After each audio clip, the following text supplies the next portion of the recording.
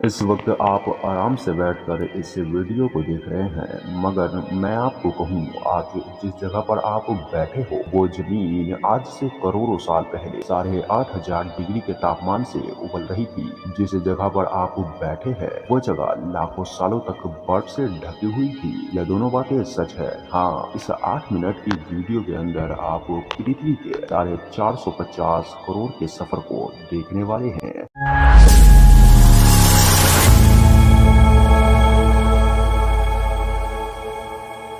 जिस जगह पर आज हमारा सूर्यमंडल है, वहाँ विभिन्न प्रकार के गैस और धूल के बादल हुआ करते थे। वैज्ञानिकों के मुताबिक इस धूल के बादल से दूर एक तारा हुआ करता था। वक्त के साथ साथ उस तारे की ऊर्जा कम होने लगी, जिसके कारण उनके अंदर एक विशाल विस्फोट हुआ। विस्फोट के कारण अंतरिक्ष की यह धूल एक दूसरे से दबने लगी। इन दौरान बादलों में स्थित धूल के कण दबाव और गर्मी के कारण बड़े उल्कापिंड और पत्थरों में परिवर्तित हो चुके थे, और इसी दबाव की वजह से इन बादलों में स्थित रेडियो एक्टिव पदार्थ ने ग्रेविटी का निर्माण किया। इस ग्रेविटी के कारण बीच में हाइड्रोजन और हीलियम इकट्ठा होने लगी। बीच के इस भयंकर दबाव के कारण विशाल विस्फोट हुआ, और इस विस्फोट के कारण हमारे सूर्य का निर्माण हुआ। अंतरिक्ष में फैले उल्कापिंड यानी शुद्ध ग्रहों के भारी वजन की वजह से सूर्य के बीच आकर सूर्य की परिक्रमा करने लगे, और इन एस्ट्रोनॉइड में भारी टकराव हुआ, जिसके कारण मरकरी, विनस, पृथ्वी और मार्स जैसे ग्रहों का निर्माण हुआ। वैज्ञानिकों के मुताबिक उस समय पृथ्वी और मार्स यानी मंगल ग्रह के बीच थिया नामक ग्रह सूर्य की परिक्रमा करता था। पृथ्वी पर ग्रेविटी होने की वजह से सूर्य की परिक्रमा करने वाले एस्ट्रोनॉइड अब पृथ्वी की परिक्रमा करने लगे, और धीरे धीरे हजारों सालों तक यह पृथ्वी पर गिरते रहे। और ऐसे ही घटना हमारे पड़ोसी ग्रह थिया पर भी हो रही थी, जिसके कारण थिया ग्रह पृथ्वी के और करीब आने लगा, और आते आते पृथ्वी से टकराया। इन भयंकर टकराव की वजह से पृथ्वी के हिस्से कणों के रूप में अंतरिक्ष में फैल गया, और एक रेस की तरह पृथ्वी की परिक्रमा करने लगे, और इन्हीं परिक्रमा करने वाले एस्ट्रोनॉइड में टकराव होने लगा, और जिसके कारण हमारे चांद का निर्माण हुआ। उस वक्त पृथ्वी पर बस एक ही समुद्र हुआ करता था, और वह था 900 डिग्री सेल्सियस के तापमान पर उबल रहे लावे का। उस वक्त उबल रही थी वह सभी चीजें जिसको आज आप अलग अलग नाम से जानते हैं। वक्त के साथ साथ पृथ्वी धीरे धीरे ठंडी हो रही थी। लाखों सालों तक पृथ्वी पर इन उल्का पिंडों का बरसात होता रहा, और इस उल्का पिंडों में जमा था नमक, मिनरल और पानी। करोड़ों सालों तक इन उल्का पिंडों की बरसात हो रही थी, और धीरे धीरे पृथ्वी की ऊपरी सतह पानी से ढकने लगी। वैज्ञानिकों के मुताबिक यही वो वक्त था जब दूर गहरे पानी में पहली बार सूक्ष्म जीवों का निर्माण हुआ। लाखों सालों बाद एक वक्त ऐसा आया जब पृथ्वी की पूरी सतह पानी से ढक चुकी थी। हमारी पृथ्वी के सबसे अंदर का कोर रेडियो एक्टिव पदार्थ से बने होने की वजह से हरदम गर्म होता रहता है, लेकिन जब भी पृथ्वी की ऊपरी सतह ठंडी हो जाती है तब पृथ्वी के अंदर की गर्मी बाहर नहीं निकल पाती, जिसके कारण ज्वालामुखियों का निर्माण होता है। और उस वक्त कुछ ऐसा ही हुआ था। पानी से ढकी पृथ्वी पर हजारों की तादाद में ज्वालामुखी निकलने लगी, और आने वाले हजारों सालों तक इन ज्वालामुखियों का निकलना जारी रहा, जिससे पानी के ऊपर जमीन का निर्माण हो रहा था।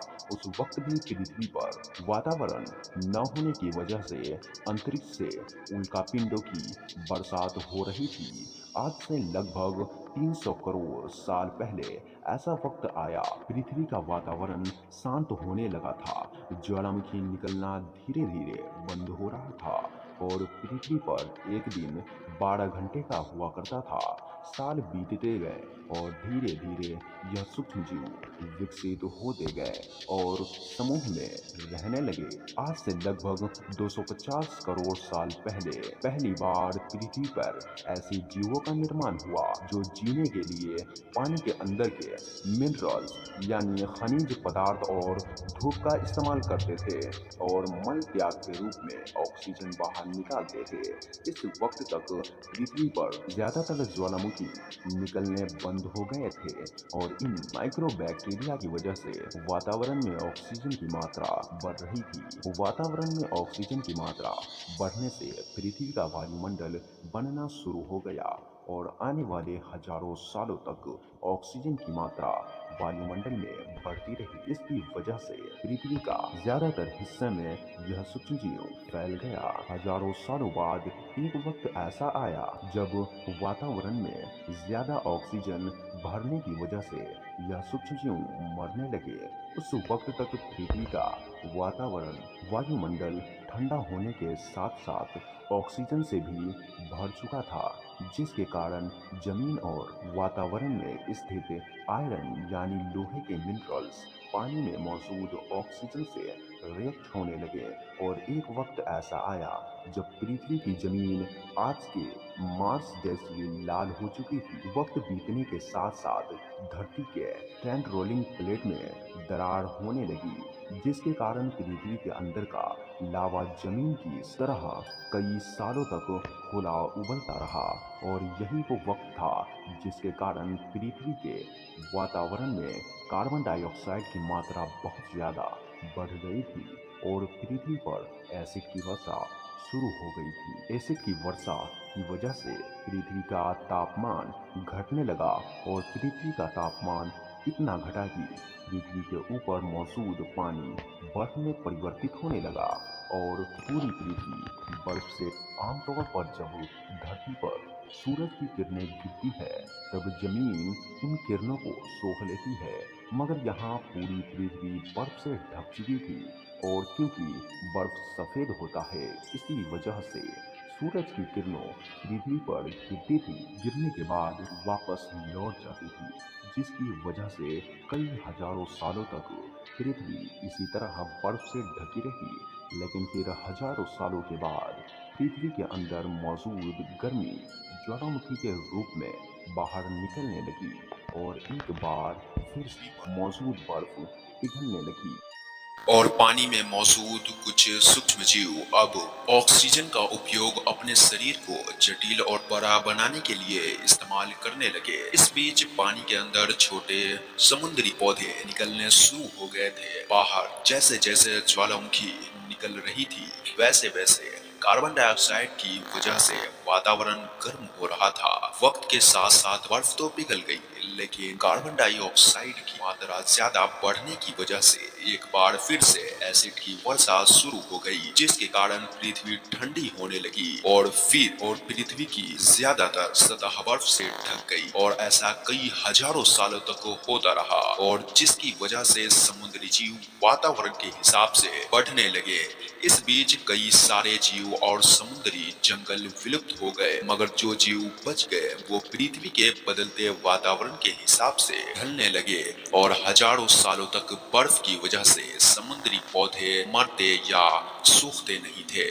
अब पानी के अंदर मौजूद सूक्ष्म जीव समुद्र जीव बन चुके थे और जब पृथ्वी पर मौजूद ज्वालामुखी बर्फ को पिघलाना शुरू कर दिया तो समुद्र में मौजूद यह पौधे तेजी से फैलने लगे और धीरे धीरे पृथ्वी पर ऑक्सीजन की मात्रा बढ़ने लगी और पृथ्वी पर होने वाली एसिड की वर्षा कम होने लगी। वातावरण में ऑक्सीजन बढ़ने की वजह से आज के दिखने वाले पेड़ कई गुना लंबे हुआ करते थे और यह समुद्री जीव झीलों से बाहर निकलने लगे और फिर बाहर आकर यह डायनासोर जैसे जानवरों में परिवर्तित होने लगे और यह डायनासोर पेड़ों को खाने लगे। और कुछ ऐसे भी डायनासोर हुआ करते थे जो आकार में तो छोटे थे लेकिन शिकार किया करते थे। डायनासोर ज्यादा खास करके समुद्र के किनारे रहा करते थे क्योंकि जमीन की यह ज्यादातर सतह एक साथ मिलने की वजह से ज्यादातर हिस्सा रेगिस्तान बन गया था और समुद्र के किनारे पर रहने वाले जंगल की काफी हरियाली और वहाँ के पेड़ पौधे